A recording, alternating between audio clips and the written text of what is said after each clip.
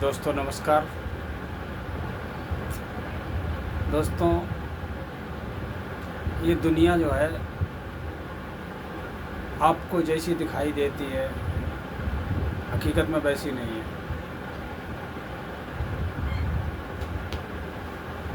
असली बात ये है कि दुनिया ये आपको वैसी दिखाई देती है जैसा आपका चश्मा लगा हुआ है। और अगर आपको दुनिया ख़राब दिखाई देती है तो दुनिया ख़राब नहीं है। जो जैसा होता है सामने वाला उसे वैसा ही दिखाई देता है। कहने का मतलब ये दुनिया जो है एक आईना है। इसमें आपकी सूरत दिखाई देगी। कहने का मतलब एक आदमी भगवान बुद्ध के पास आया और वो बड़ा गुस्से में था। तो बुद्ध भगवान जो है अपने जो सत्संगी थे उन्हें ज्ञान दे रहे थे। वो आया, गुस्से में था, तो उसने देखा कि बुद्ध भगवान चुपचाप बैठे रहे। बाद में वो हुआ क्या कि वो थोड़ी देर खड़ा रहा, फिर गाली देने लगा। बुद्ध भगवान ने क्या करा कि उसकी गाली के बदले में कुछ भी नहीं दिया, चुप बने रहे। बुद्ध भगवान का जब प्रवचन ख़त्म हुआ तो उन्होंने उसकी बात सुनी और बात सुनने के बाद उन्होंने उससे कहा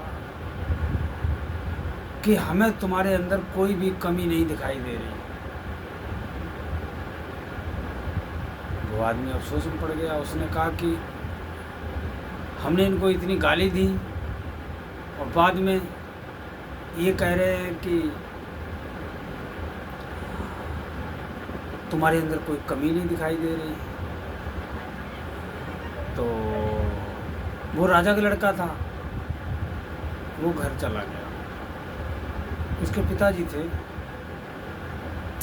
उसने अपने पिताजी को बुद्ध वाली बात बताई। उन्होंने कही कि मैंने भगवान बुद्ध को बहुत गाली दी और बदले में उन्होंने मुझे एक भी गाली नहीं दी। और बाद में उन्होंने मेरे से बोला कि आपके अंदर मुझे कोई कमी नहीं दिखाई दे रही, आप बहुत अच्छे आदमी हैं। उसके पिताजी ने बोला कि उन्होंने जो तुम्हें अच्छा बताया है वो तुम्हें अच्छा नहीं बताया, वो खुद अच्छे हैं। वो खुद अच्छे हैं तो उन्हें दुनिया अच्छी दिखाई देती है और जो अच्छा होता है उसे दुनिया अच्छी दिखाई देती है। दोस्तों, जब तक आप अच्छे नहीं बनोगे तब तक आपको दुनिया बेकार, मक्कार, बेईमान सब तरीके की दिखाई देगी। जब आप अच्छे हो जाएंगे तो ये दुनिया बिल्कुल हंसती खेलती, पेड़ झूमते हुए और नदी पहाड़ सब गाते हुए, यानी सब कुछ बढ़िया दिखाई देगा।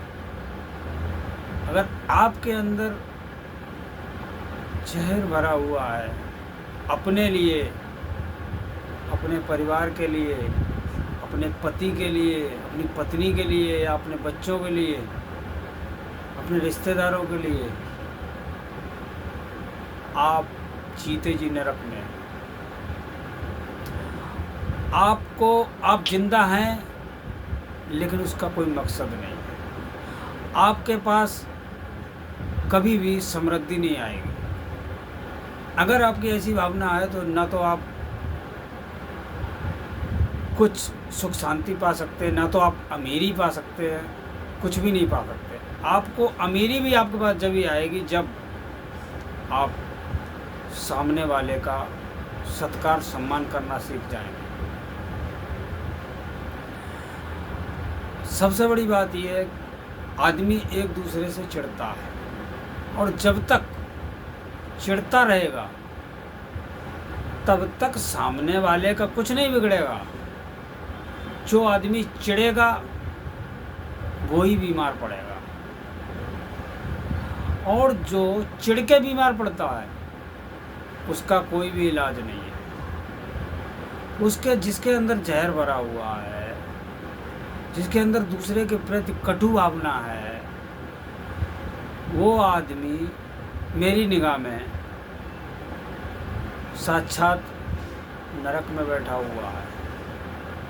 और दूसरी बात, स्वर्ग और नरक की बात आई है तो स्वर्ग और नरक दुनिया में नहीं है।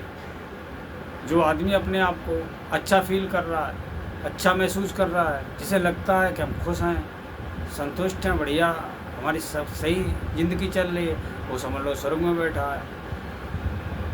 जिसके पास सब कुछ होते हुए रो रहा है, जिसे अपने घर वालों से ही परेशानी, अपने पति से ही परेशानी, पत्नी से ही परेशानी, जो ये कह रहा कि अरे, जो पति ये कह रहा है अरे तुझसे शादी करके मैं बर्बाद हो गया, भैया बर्बाद ही रहोगे, तुम कभी आबाद नहीं रहोगे।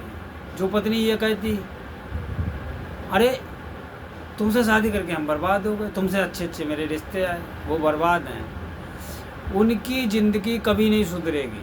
वो ऐसे ही रोते रोते और एक दिन मर के चले जाएंगे। उन्हें कोई ये भी नहीं पहचानेगा कि किधर मर के चले गए। जो लोग एक दूसरे के सम्मान के साथ जी रहे हैं, उनकी थोड़ी सी पहचान भी हो सकती है, बढ़िया ज़िंदगी भी कट सकती है और सुख समृद्धि भी आ सकती है। तो मैं तो यही कहूँगा कि आप जहाँ भी हैं, जिस जगह पर रह रहे हैं, पहले अपने परिवार में प्रेम पैदा करो। उसके बाद सबसे बड़ी बात इसमें ये है कि हम पूरे दिन में जो भाषा बोलते हैं उसका बहुत बड़ा महत्व है। कि भाषा अगर सही बोलोगे तो आगे चल के तुम सही होते चले जाओगे। भाषा में अगर तुम्हारे मुंह से गालियाँ निकल रही हैं बच्चों के प्रति, अपने पति के प्रति, पत्नी के प्रति, तो मुझे लगता है आपकी ज़िंदगी बेकार है। भाषा को सुधार लो। भाषा अगर आपका भाषा में सुधार नहीं आता है तो आप मेरी निगाह में जीते जी नरक में ही बैठे रहोगे। यानी कि कहने का मतलब ये है कि आपके जो शब्द है ना, शब्द से ही सब कुछ होता है। शब्द खराब है, समझ लो आपका ईश्वर खराब है। ईश्वर का मतलब होता है आपके शब्द, और शब्द खराब हैं तो ईश्वर खराब। और शब्द सुधर जाएंगे तो आगे ज़िंदगी धीरे धीरे सब सुधरती चली जाएगी। दोस्तों नमस्कार, आज के लिए इतना ही, धन्यवाद।